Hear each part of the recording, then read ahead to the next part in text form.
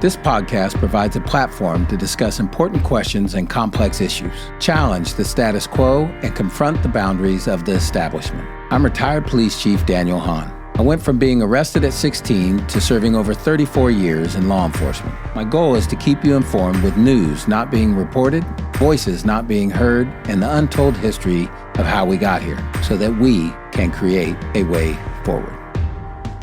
Well, today on A Way Forward, I'd like to welcome my guest, Melanie Dixon.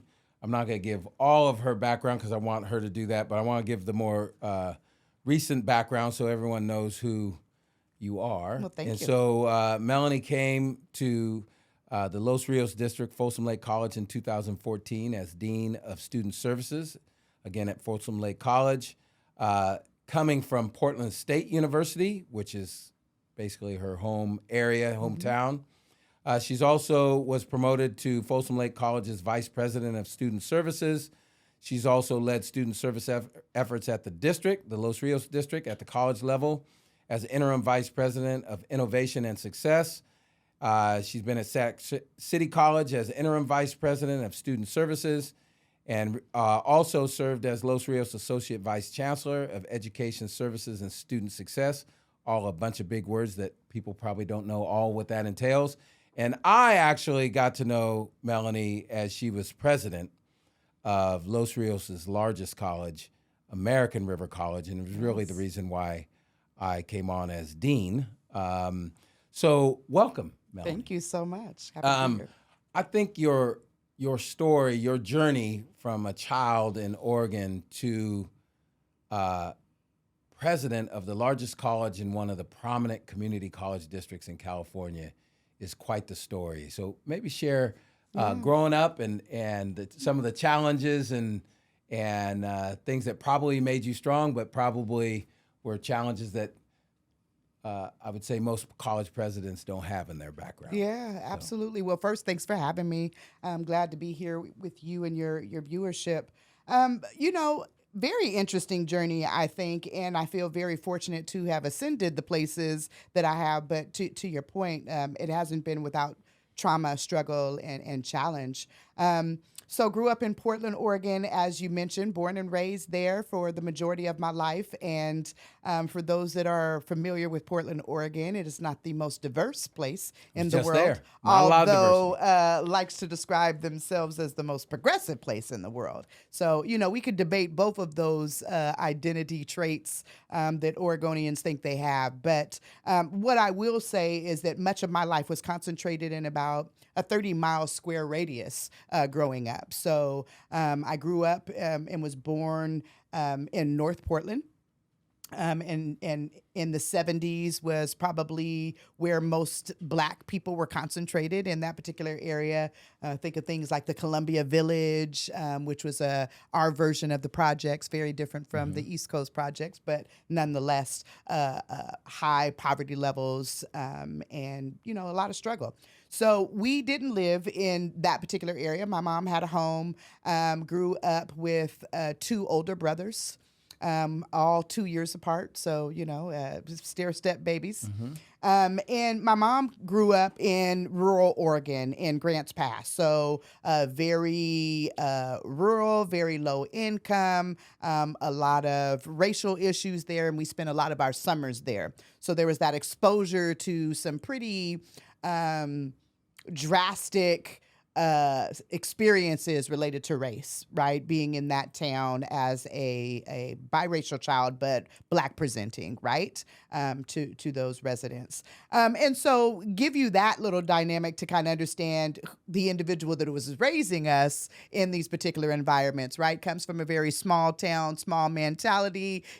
Portland was their version of a big city life. And so, growing up there with a single parent that was working, went to the community college, right, to get a certificate, and that was her education, and ultimately went into broadcasting, which for many that knows that work as a camera person, not the most highest wage job, right, but the hours are pretty unpredictable.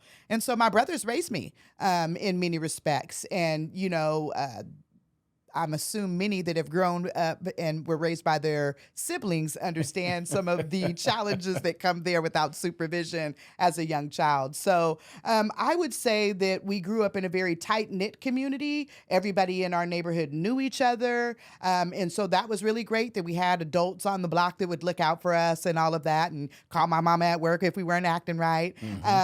But there were a lot of things that occurred being unattended, right? And being raised by children. So I would say those were my younger years of being raised by children, understanding the world and navigating it through their lens. And certainly a lot of loneliness, I think, in my childhood as the only girl.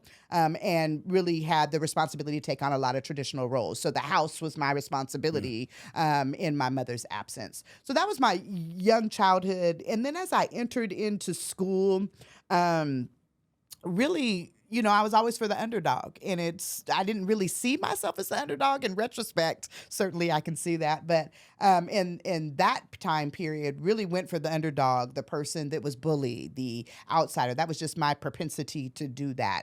And so that was my childhood experience of really, I think, trying to mend or show people the care, the support, the security that I think that I felt that I lacked as a younger child, just because other children were trying to play those roles and it was insufficient. And so I learned in school around relational things, not necessarily a lot of educational book smart stuff, right? And as time went on in my educational journey, my mom ended up making a move to what we would call the other side, right? So it was Northeast Portland versus North Portland. And on that side, it was very much a flourishing Black community. There were small business owners, much different from the side that we lived on initially in Seeing, which was a mixed community, but it was much more around economic status on that side versus racial status. So we moved over to Northeast Portland, and our backyard was, we lived in a dead end, and our backyard was Woodlawn Park. And Woodlawn Park over the years became blood territory. And so my childhood experience from middle school growing up was very much situated in blood territory. Woodlawns was the name of the gang there. My brother got involved with it for a very short stint of time. And so it just felt very unsafe over there, right? New environment, very much affirmed my identity in many ways from a cultural representation, but was very scary as it related to the violence and the things that were occurring there. So I essentially, at about the 7th to 8th grade, really kind of stopped going to school. Kind of did my own thing, was out in the streets. My mom was working. I would say many times hanging with people that I shouldn't, much of the time grown men. As a young woman that I shouldn't have been with, and being impressionable at that age. So very much my experience was riding in cars with grown men in places that I shouldn't be, and, trying to avoid the violence. In 1991, two of my friends passed. So we went to a track meet, and one of my friends was murdered. And by this time, I was in high school at the track meet. Oh, wow. And he was murdered at the track meet. And so I was in high school at this point. And then another friend of mine was killed in a drive-by shooting. And so at that point, I really decided that, schools weren't safe. And so by that period, I think I had gone to 6 different high schools. So I started out... college president. It's college president. Went to a high school called Madison that was further out, kind of what we called the more wider part of town, not affluent, but wider, trying to look for safety, wasn't there. Then went back to my neighborhood school, Jefferson High School, that was very close to my home. Lasted about maybe 6 months there before I got into a fight and ultimately was put out of that school. My mom, as a single mother, scraping together dollars, just finally decided, let's try to put you in private school and see if that's the solution. So she put me in a Catholic school, St. Mary's Academy, and it was in downtown Portland. No, I wasn't Catholic, so that's one point that I thought was really important to establish, but also wasn't very religious, right? That I've had exposure to religion, but my family was not church going on Right. a regular basis. And so it was very much a different place. Certainly a lot of structure as it related to the religious practices and norms. Structure was not something that was my thing, and something that I was exposed to much. So I'm sure you could imagine I didn't last long at that school. And my mom was like, I'm not also paying money for you not to be Right. performing Paying and money. handling Right. business. Yes. So I then ultimately went to Lincoln High School, and Lincoln High School is a high school of affluent individuals. So the West Hills is kind of the richer part of Portland. And many of the students there were, children of attorneys, doctors, et cetera, et cetera. So my mom's the broadcasting station, Channel 8 News, was right next door to my high school. So she worked right next door. She thought, wow, Keep an this is eye the on way. I'll keep an eye on her. I probably went to school less there because it was downtown and I could go to the mall and there were tons of things you could kill time with. And so stayed away from that school, not because of, I think, the violence or the danger there, but more about it just being a culture that was so unfamiliar to me. And a community and an environment that I didn't subscribe to. And so that was where we at. We at my fourth school. I left there, ended up going to a charter school, Portland Charter School, POIC, Mary Anderson. And Was college in the thought process for you at all? never, at that ever. time? Okay. Never, ever. I'm just trying to figure out how I can make them tell me that I don't need a high school diploma and I can just be done already and start working. So I went to this charter school, and charter schools sometimes, depending on the ones you go to, can be all of the individuals that are doing all of the things that you were doing and maybe even more. And so that was the environment that I was in. And there were adults there that were inappropriate. So didn't last long at that particular individual school. And then ultimately went to Portland Community College, where my mom got her certificate and got my general education diploma. And so that was how I completed my high school experience. And then I decided I'm a woman now. I got my diploma. I'm ready to go face the world. As many in my community, you take odds and end jobs. I ended up going to cosmetology school because barbering and cosmetology were really huge in my neighborhood. Nails and hair, that was really individuals that we seen affluent in our community. Those were the professions that they had. Individuals that we seen that owned businesses in our community. Those were the individuals. And so, on some level, I guess I was thinking that this would be a way for me to be able to kind of get out and make a way for myself. I went to beauty school and completed it. Went and took my test, got my license, and then I practiced for about 6 months. Found out that I was pregnant with my daughter and never did And nails. how old were you at this point? I was 21. Okay. At this So time. hadn't really gone to college for Didn't college do credits. college. Didn't do college at all yet. Just kind of moseying around and working and doing all of that. So, children can become a motivator. And my daughter certainly was that for me, not as it related to education, but as it related to earning money and trying to protect her from the conditions and experiences that I had had. And I think many of us try to shelter our children from some of the shame or trauma that we've had and try to make different choices. And most of the time it creates different kind of traumas, but we can talk about that in another podcast. What was the thing that changed, or the things that changed, that switched you from this mindset, sounds like your whole life up to this point, of college is not in your mind, to at some point, obviously, college did get in your mind? What made that change in you? So it's a great question. So one of the things that I got by nature of just where I lived was hustle. Right. So I knew I had the gift to gab. I was a hard worker because my mom showed me nothing else. She definitely showed me work ethic. Right. So I knew about how to work hard. But as I began to ascend in the workforce based on that, I ended up at Walt Disney Online in Seattle. Moved to Seattle, took my daughter there. She was 2 at the time, worked Walt Disney in the high tech industry, felt really important, made lots of money. But when it became time to lay people off, I wasn't sexy on paper. had a general education diploma, right? Everybody else had engineering, they were engineers. They had college careers. And so I left there. I went to Microsoft for a very temporary job there, trying to break in. Same thing occurred there. Didn't look good on paper. So I ended up going back to Portland. And my brother just said, you need to get back into school. My eldest brother, who... Because you were seeing you in your mind, you were losing these jobs when other people weren't because you didn't have I didn't have the degrees and credentials. certificates and all those sort of things. And they were telling me that, here's your package. And it was a beautiful package when I walked away, but that money goes away and you have no way to keep it coming. So so they would tell me, that ultimately, it came down to you don't have a degree. And so I started realizing that was the issue, came back, shared that with my family. My eldest brother, again, who was like my father figure, said, you just need to get back to school. And what I found out about school and what took me back to college wasn't necessarily a statement per se. It was, I could get financial aid.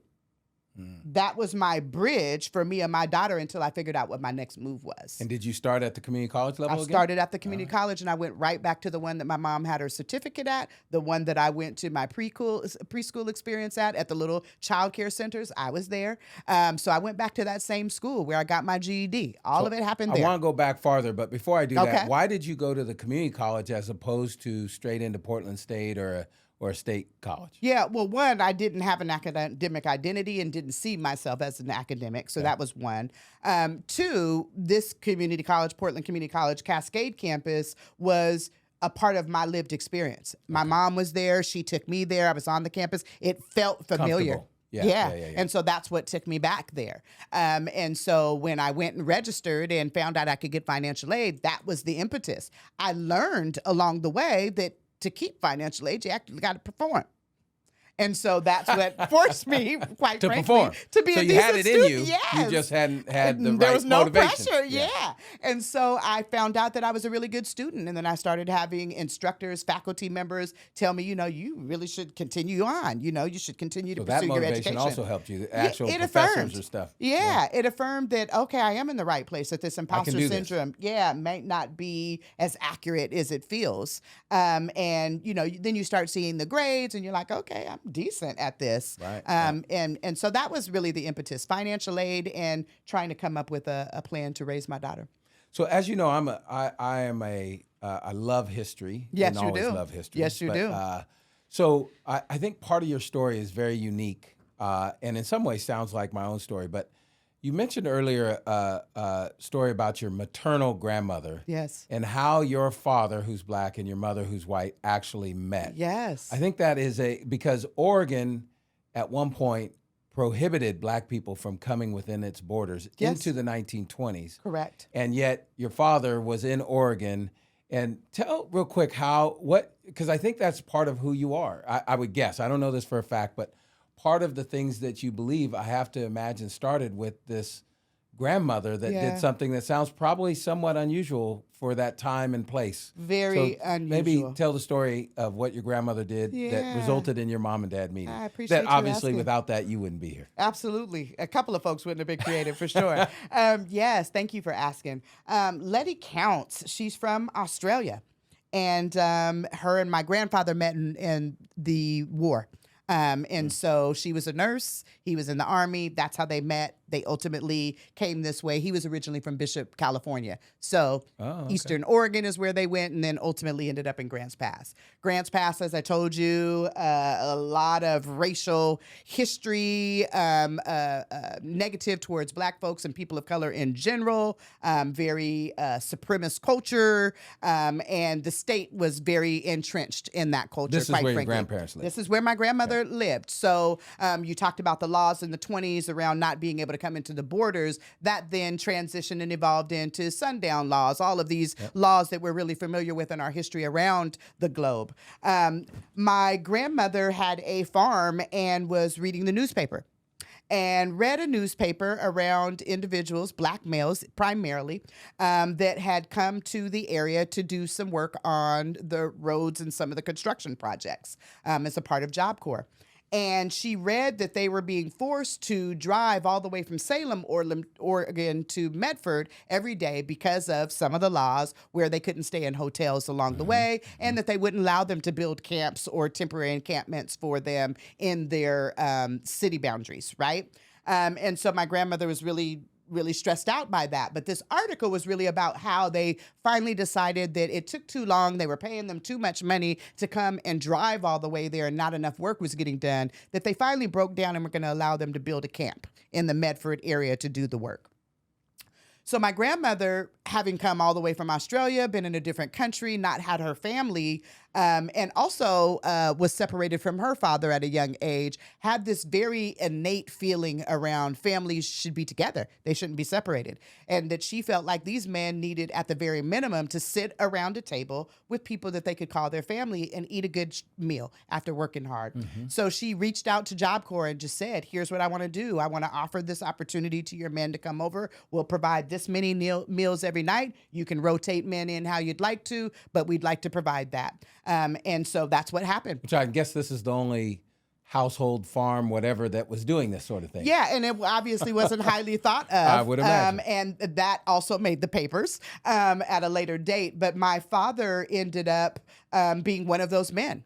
And showed up at the table and ate dinner and built a relationship with my grandmother and ultimately with my mother. I don't think your grandma was expecting that. I don't think she was inviting my father and the other young men over for that reason, but certainly that was the outcome. My cousin is also the result. So my aunt met a young man in that particular experience as well. So I think it was a very pivotal moment for my grandmother to understand the disconnect for them men and not being around their family, her desire and sheer admiration for families to be together and creating that space. And I think also being not entrenched in the culture of racism, right? It was around her, but she wasn't even as familiar with it because, well, she didn't have Black residents there where they were talking about these instances occurring. So there weren't instances other than just not seeing it. So with that being said, that experience very much shaped my life and certainly shaped how my mother raised us. Yeah, I'd imagine that your mom grows up in that environment, then you grow up in that environment, and so that can't help but to rub off on you and be part of who you are. Yeah. Awesome. So to the community college, I was always impressed with how you felt or what you felt the community college's role is. And I have a feeling that you think it's somewhat different than the 4-year like CSU kind of colleges, but I don't want to put words in your mouth. Yeah. And I'll say some of the reasons why I think that is you often talked, and we had meetings about providing housing for students at community college. I'd never heard, that never crossed my mind that there could be housing with community colleges. You talked and worked and implemented things for reentry for people coming out of years and years of custody. As a matter of fact, you actually hired one of the people I introduced you to work at the college, and his parole agent could not believe that he was actually working and didn't believe that he was actually working for the community college. And I can't forget that day you met Rodney. Mm-hmm. When we're leaving, we get off the elevators, and you start talking about hiring him and actually paying him. The way he looked at you, he could not believe it. He could not believe that this college president was hiring him, because I think, like you at one point, I think probably even to a certain extent to this day, Rodney doesn't, college and Rodney, I don't think he ever, and maybe nobody else did either, saw those two things together, and here you are hiring him.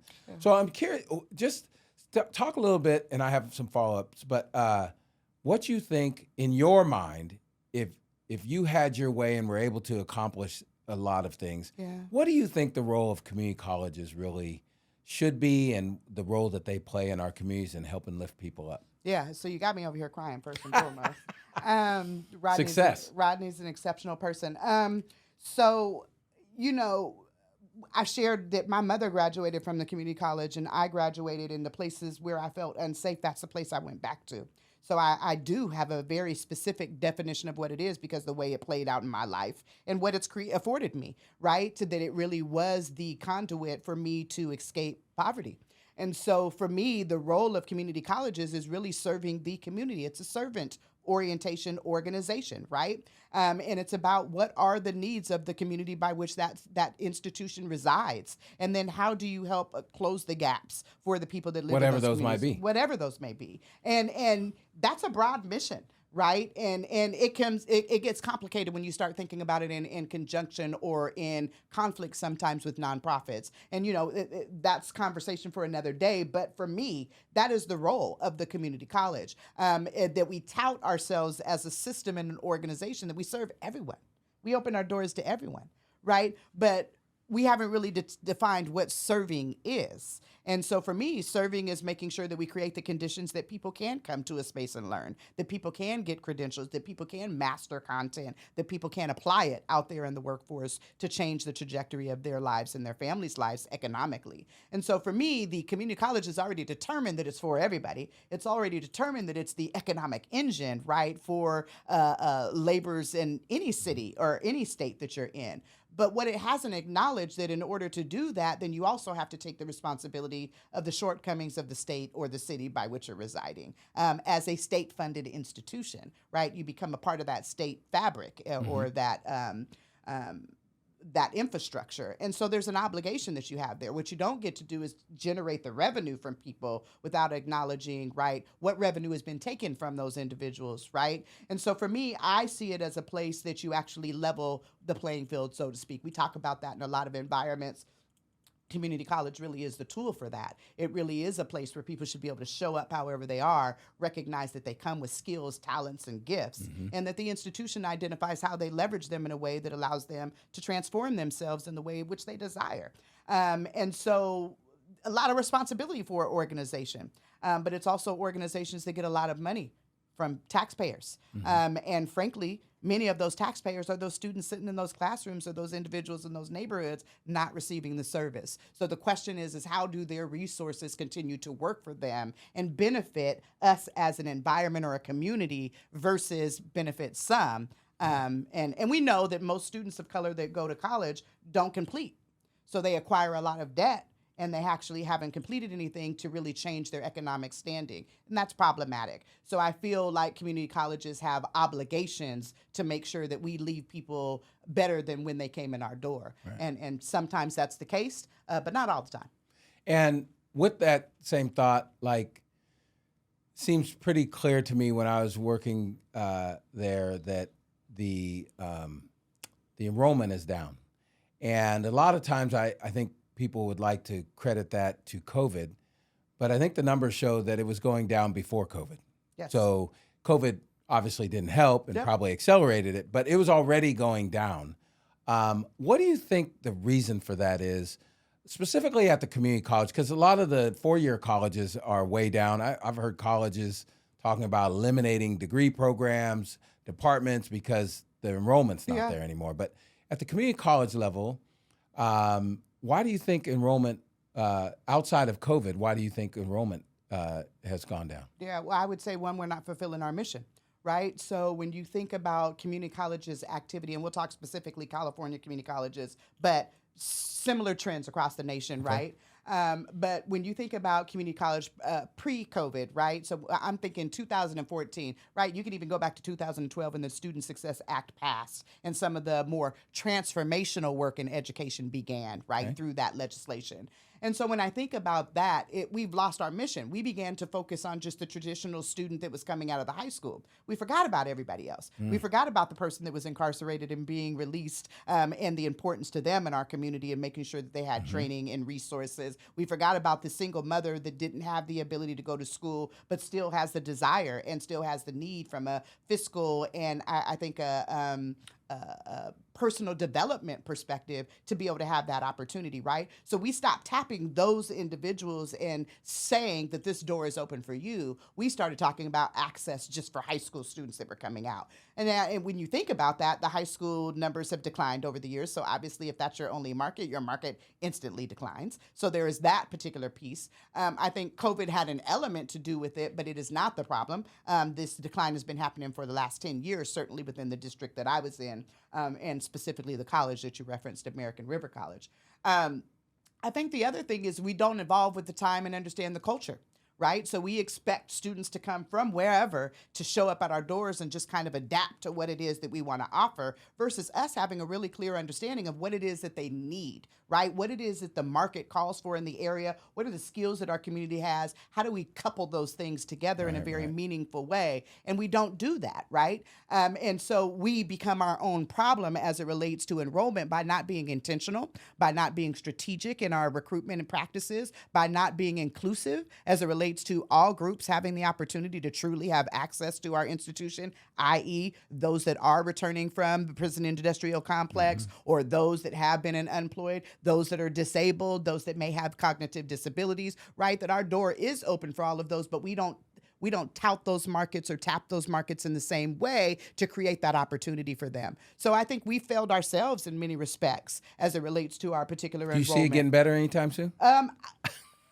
It's an interesting question because I think now that we have this trend in this online space, that we now have several generations. That I see a lot of people resisting. It is. There's resistance from traditionalists in education, right? Because I've heard we are an on-site college. We are not an online college. I'm great. like, well, if your students aren't coming on site, then you're just on site, right? You're not a college. You're just on site. I mean, and I think that there are some disciplines or skill sets that require hands-on. I also believe, and through my research have learned, and through my personal experience, that many people that come from poverty backgrounds learn by doing. Right? That we come from a oral culture. We learn by putting things together and trying to just figure it out. We don't necessarily learn through print culture where I read about it and then I figure out how to apply it. It's not how our brains have been wired because it hasn't been how our lived experiences have required us to survive. So I do believe that there is a role for in-person hands-on. The reality of it is that's not what the trends say. The trends say that even African-American students, who quite frankly are on the lowest poverty scale, if you look at national statistics, we would assume learn by doing would be just like, yes, that's why we go to cosmetology school. That way we become barbers, right? That's why we open restaurants or get into these different industries that are all about kind of there's a labor element tied to it. That's not the trend. When we look at Calbright that has just been created shortly at the system office, they have a high number of African-American students taking classes online. Right? There's a convenience with online. Sure. There's a flexibility with online. There's a identity associated with online when you think about millennials, right? I don't know another world, right? So you're trying to get me to adapt to a whole different culture of coming on ground and learning everything in this particular way when this is actually how I'm hardwired. So we have got to learn in the community college space how to be chew gum, walk and chew gum, right? We got to learn how to do the brick and mortar and traditional for those that need it. We also have to understand how to get into the online space and perform and be able to provide good curriculum experience and pedagogical practices there. So what I would say is, to your question, do I see us getting there?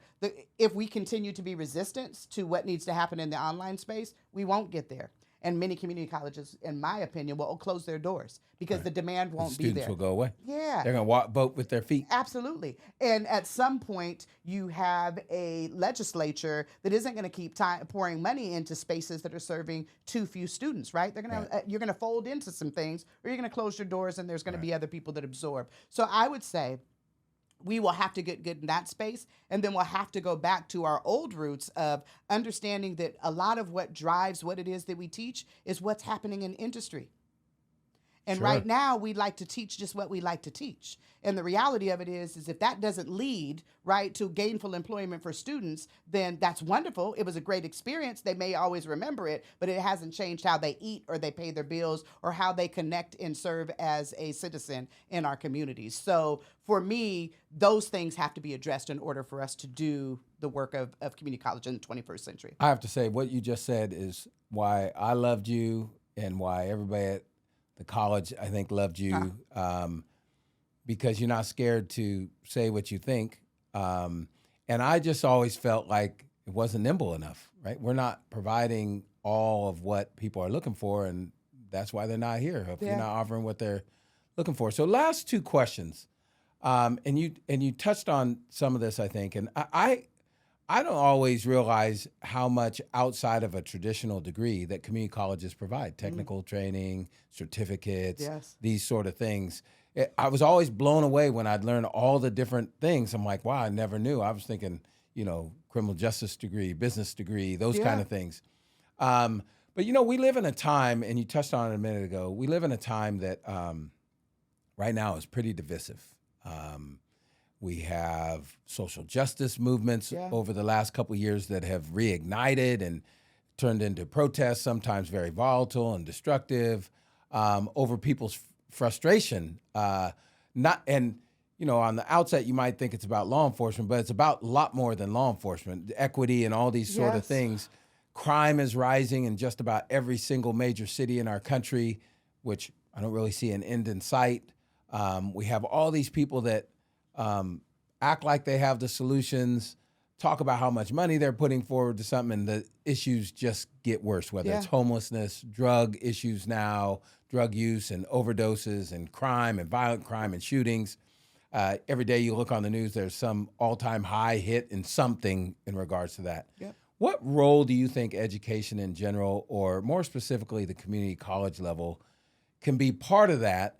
And before you get to that, I think what you just described is what is needed is leadership, good leadership that can lead to those sort of things. Yeah. So what leadership do you think the education and community colleges specifically can play a role in changing the dynamic for so many people that are suffering or angry at all these different issues in our society? Yeah.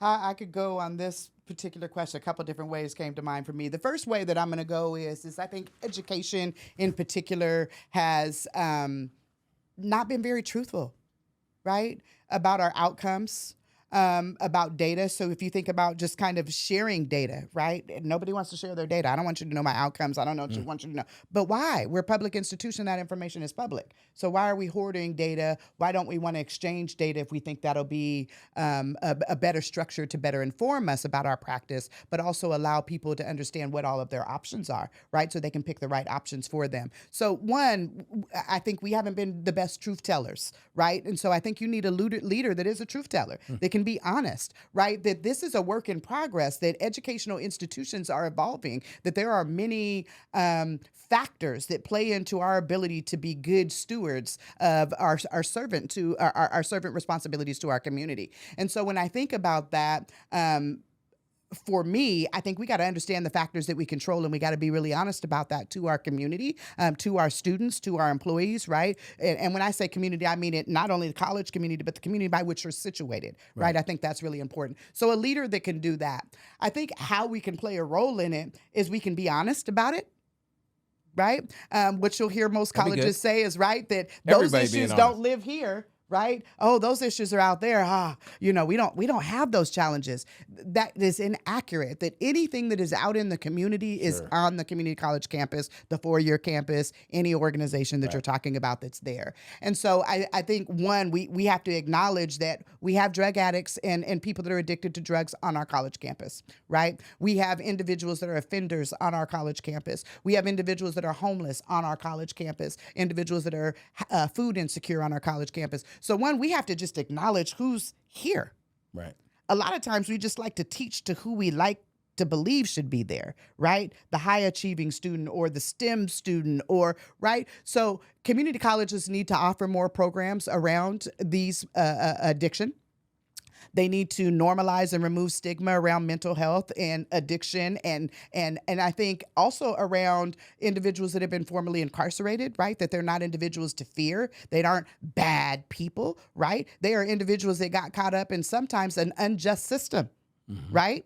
And therefore, we should not exacerbate how they are being treated unjustly, right? That they should have the opportunity. Not to mention, they might be people that just made a mistake and learned from it, right? We all make mistakes. And we all make mistakes. Some and bigger some than of us, others. some bigger than others, and some caught and some not. Right, exactly. Oh, absolutely. Right? Because I could have been incarcerated many, many times, right? And certainly have been there for long stretches of times for things that I've been involved in throughout my life. So it's a timing thing, right? It's a luck of the draw, and they shouldn't have to be exposed to that inequity around that roll of the dice, so to speak. So what I would say is you need leaders that are truth tellers. You need leaders to understand, what are we trying to accomplish in the community college? I see people talk about equity in the community college trying to change all the world's inequities. No, your job in education is to change the inequities around education.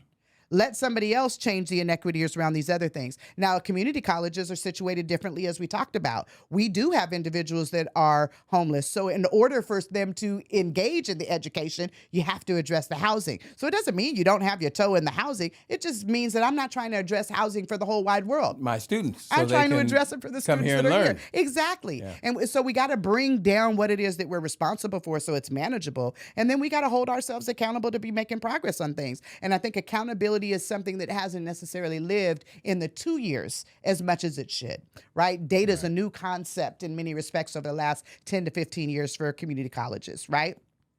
Not the same for 4 years, right? Slightly different as it relates to that. So there's some nuances that have allowed us to go on autopilot and not be intentional. We need to be intentional. So when I think about students coming in, I'm talking about race as a part of their orientation, right? Because you need to understand that this element is in the air, right? And you're seeing it on the news. I'm going to let you know what we believe in this particular community about that. Then you get to decide if you want to subscribe to that or not. Sure. Right? We're all making stuff those on the table. decisions anyway. Yeah. I'm going to put it all on the table, and then you get to just decide instead of just showing up and kind of, oops, this is what it wants. I never knew that, right? So you're talking about race. You're talking about things like bullying. You're talking about things like mental health. You're talking about housing insecurity and food insecurity and trying to normalize these things and recognizing where they derive from. It's not that individual that you're sitting there with that can't eat tonight's fault. Right? There are a lot of factors that has led to that. So the person individually isn't to blame, right? That as a community, we should all care that somebody else is eating. I should care that you have a roof over your head tonight. I should care that you can get to your child care and pick your kid up on time or get your kid to child care, right? Whatever that looks like. And so I think it's about a community of care that you're trying to develop as a leader in the environment to understand that every member in that environment is important. Every member in that environment's success is contingent on somebody else's success. Right? And so for me, that's important. And it's about seeing each other. It's about operating from a place of love. It's about operating from a place of empowerment. And I think a lot of times what I've experienced with college leaders, it's about operating about how the public believes that I have accomplished my task, right? And for me, you don't need the public to hear your statements or speeches about how you complete your task, right? Your outcomes, your students' experience, your employees' experiences will speak for themselves, you know? And so for me, that's the kind of leader that you want, that doesn't want the limelight, that isn't, trying to chase titles, chase bags, although bags are good, right? It's what we all work for. But that can't be their sole motivation, that it has to be about the people that they're there to serve. And so for me, that's what I think a leader's role is in this very tumultuous and divisive time. And I think that we have to hold our students accountable to being citizens that don't behave in ways that I think exacerbate inequities within our community. And so that would be things like racial statements being put up around your campus, right? That you have to hold people accountable to behaving in those ways. You've had to deal with that. I've had to deal with that very personally. And it's important to deal with it. And that may be against Jews, blacks, it may even be against white people. It doesn't matter who it's against. Right. You have to take a stance and set some expectations about how people move in that particular space and see and engage with other people. Versus just coming on campus, I come to my class and I leave and I go on about my life. So hopefully that's helpful. Along those same lines, I'd be very remiss to not ask you this, somebody with both your professional experience but also your personal experience. The U.S. Supreme Court just addressed affirmative action in our country and basically did away with it. Now, California sort of did that a while ago. So you've operated in a system that is, I guess, in some regards similar. Mm-hmm. One, what are your thoughts on I guess, no need for affirmative action? And probably more importantly, what do you think, if anything, are the impacts that it will have, the decision the U.S. Supreme Court made? It's distressing for me on many fronts. When you have bell bottoms come back, right? So bell bottoms were in one time and then they come back. They always. Yeah. It's kind of like, oh, whoa, those came back, right? But when you have something like, laws that are protections for people being reversed, that's a different type of, evolution of something. And we should think about it that way, right? The political nature of this isn't lost on me. And, it's kind of expressing that, well, when people are left to their own devices, they'll do the right thing. And we have a history built on that not being the case. And so for me, I think it highlights a pivotal point in our society and our communities around power. And how we leverage our power to push back on forces, and put the right people in political places to make the right decisions. I think we have fell kind of far from the wayside about how we've engaged in that particular regard. Thank God to Black women, right? That we would be in really bad trouble without Black women, and I hope the world hear that particular part. But the reality of it is it isn't enough because these things are occurring. And so I would say that it is a sheer sign in my mind that these experiences from George Floyd, this racial reckoning, our historical context, and people being tired of hearing about that and tired of hearing the excuses and I wasn't even born when those things happened, all of those things. I would say that that's a very fearful thing for me because think about what happens in 2024. If we have a change in administration and this is the climate by which they get to move on, I think those things only get more aggressively eroded from our system, right? We'll take more legislation back. We'll remove more opportunities, I think, to right the wrongs. And I think that is not an acknowledgement, right? That affirmative action isn't about some great thing that we get that gives us the upper hand. It's about the acknowledgement of a system that's broken down. And so now what we're saying is, in my mind, by reversing those things, the system didn't break down. The system worked exactly how the system was supposed to work.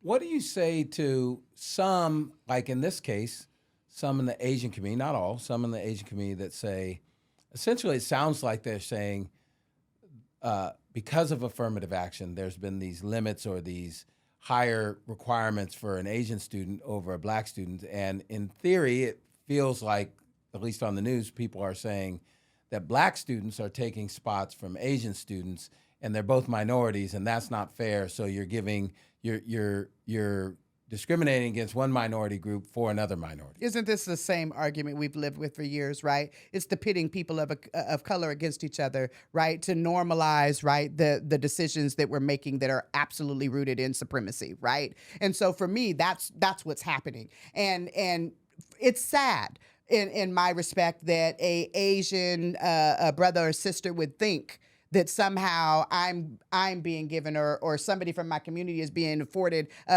more opportunity than their children. Because I would say, show me and prove it to me. Because if we look at the data, I would guarantee you that the data doesn't suggest that that's accurate. When we look at prestigious institutions in particular, which is where this legislation really derives from, right? When we look at that, you look at the student participants there are definitely much more Asian students being afforded entry than Black students, quite frankly. And let's talk about the packages that they get when we go to the institutions. We haven't even talked about the resources that you get where there are disparities. So I would say that it makes me sad that we would make an argument that we don't have data that suggests that that argument is real, right? So I would say that I debate the argument that there is greater entry at that level. That's the first thing. The other thing that I would say is that we have got to quit. If eroding or ridding our society of supremacy is our interest, which we espouse in public places, no matter what party we're on, we espouse it, right? No matter where we come from. If that's our interest, we have got to stop playing the games as communities of colors, Asian, Latinos, Blacks, I don't care which community color you are. We got to stop playing the game of fighting each other, right? That this isn't about a fight with us. Or even within those same communities, the Black community fighting the Black community. Absolutely. We have got to stop doing that because to me, that is the very structure that allows this to keep living, breathing, and evolving generation after generation. If we'd say, actually, that's not accurate, and let's talk about the fact that we're saying we're arguing about white people letting in people of color, irrespective of whether we're talking about Asian or Black. Isn't that wrong? Right? Isn't that the real argument that we should be having? Not the fact that they get a couple more than us. Oh, please, right? It's a massa dance, right? Please, massa, let me get a couple more entries, right? I'm deserving. My students are smarter. My kids are smarter. Like, that's a ridiculous debate for me. The debate is why do we have a structure that allows certain people to deny how many people of color get to gain entry? Right. That's the real argument. So I would say it makes me sad. It is so dated, right? That we've done this dance for so long. Like, when do we grow up and get smart and not continue to fall victim to it? And so it makes me sad on that level too, that we keep playing the game irrespective of our knowledge of the outcome of that game, which is we begin divided, we begin to become the focus and not focusing on the real system structures that need to be dismantled and re-envisioned and transformed in ways that work for every member of our society. So what do you think on the ground, or if you will, on college campuses? Yes. Assuming nothing changes from this, other entities within government do anything. What do you think on the ground result of this is going to be? Do you think it will be less diversity on college campuses across our country, or what do you foresee? I mean, obviously the decision was just handed down, so it's hard to project too far. But like, what do you worry about as being the result on the ground with our actual children, kids, adults in our communities in regards to college? Yeah. At community colleges, I don't have a lot of fear. Because community colleges, if they don't know anything, they go by the population size, because it's about the number game, right? How many can I get? How many, right? Whereas universities have structured themselves where I only need this many. I don't even want all of those that want to come, right? Because that's how I maintain the prestige and all of the things I'm trying to maintain. So for community colleges, I'm less worried about it, because we're going to take anybody that comes through the door, because that means that there is a dollar associated with that particular student, and it isn't a different dollar based on how you look and how you come, right? But at the community college level, we're hoping, I assume, that many of those students go on to a four-year college, right? That's why I want to make the distinction. At the community college, you don't have that fear as much, right? So it'll feel business as usual, right? It's normal. It's going to continue to diversify. It's going to get more brown because populations are getting more brown. And that's where communities are situated. It is at the 4-year that you're looking at it. So let's take it from within the 4-year kind of category, state, public, and privates. I think you'll see state and publics, because of the way that their funding structures are, they'll still have diversity, right? That you are going to see universities that are public continue and ratchet up the stakes on our Latina population. Because they're growing, they understand the dollar game. That is what it is. And they also learned through COVID that with some disaster like that, you can't rely solely on international students. Right? So that game is played out. We've now learned that, a natural disaster could, oh my goodness, change the game, right? So now that knowledge is there, they got that awareness.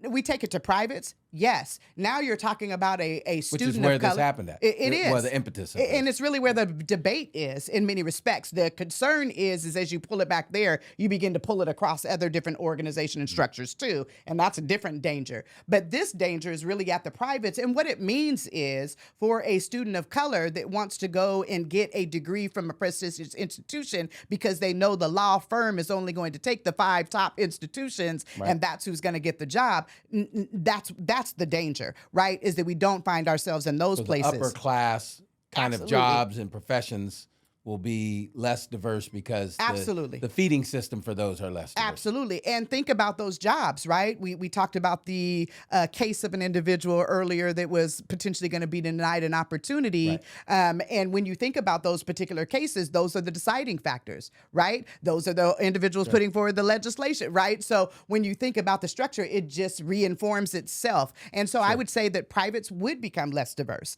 I absolutely see that as the fate. And then, you start going more down to the southern end of our globe, you're really going to see that there. I mean, I think you're seeing that there now, and I think affirmative action, even when it was in place, was sidestepped by many of those institutions. So I think that's where you get it, and it's in those high prestige positions, mind you, where we are starting to push more students of color to STEM majors, where they say there's a demand, but now there's going to be a demand, and how far can I go? Right? What are the opportunities that are going to be available to me based on the status of the institutions by which this organization is recruiting students from? So that's the danger from my perspective. Well, I have to say, all of that, I think, proves that we need leaders like you. Well, thank you so much. I am so thankful that you have returned from the Pacific Northwest or whatever we want to call that there to the Sacramento community, and I can't wait to see what you will do in the future, especially around education and lifting our students up, because you're one of the few people that I've met in high positions of education that really almost has no walls or boundaries of what how to help students and things like that. Yeah. You're willing to listen to anybody. So thank you very Thank you. much. And I look forward to seeing what you will be doing. Thank you. I appreciate the invitation. One of the big purposes of A Way Forward is to hear different voices and different opinions, because that is how we can make informed decisions ourselves. So if you are someone that would like to come on A Way Forward to express your opinion, go to chiefhahn.com/podcast. Chief, HAHN.com/podcast.